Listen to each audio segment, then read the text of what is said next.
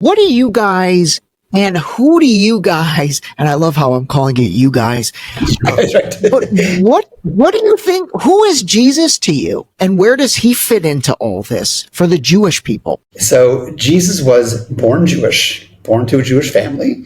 I can only tell you the history of it as far as I know it from what I've studied in our own books that talk about him and his growing up. We look at Jesus as somebody who believed he was the Messiah, proclaimed he was the Messiah. But interestingly, historically, I think Christians would acknowledge this, he didn't really gain much of a following among fellow Jews. The apostles were all Jews. He had 12 very close students who were all Jews, who were his closest followers. But by and large, the masses that followed him and believed in him being the Messiah were the idol worshippers of that society. The Jews looked at him and said, I know you think you're the Messiah, but you didn't fulfill any of the signs of being Messiah.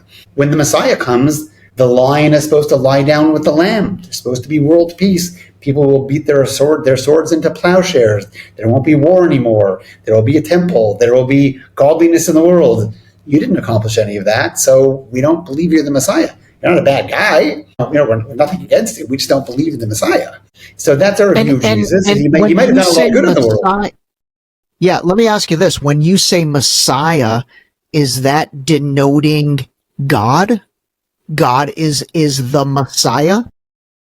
So Messiah is actually supposed to be a human being who comes into the world and leads the world towards an understanding of who God is and what life is. And then Messiah is the one who ushers in a world where everybody accepts the reality of God's existence. Messiah is supposed to be a king, a leader.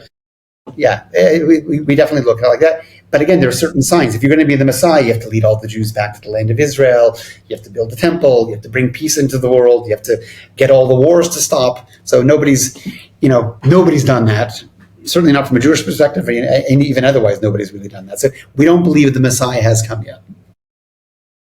Okay, and Christians, they think Jesus is that Messiah, though, correct? Whereas Jews do not necessarily think Jesus is that Messiah because he didn't prove himself to be. Is that accurate? Yeah, that's probably one of the biggest clear differences between Jews and Christians is Jews believe Jesus was not the Messiah and Christians accept that he was.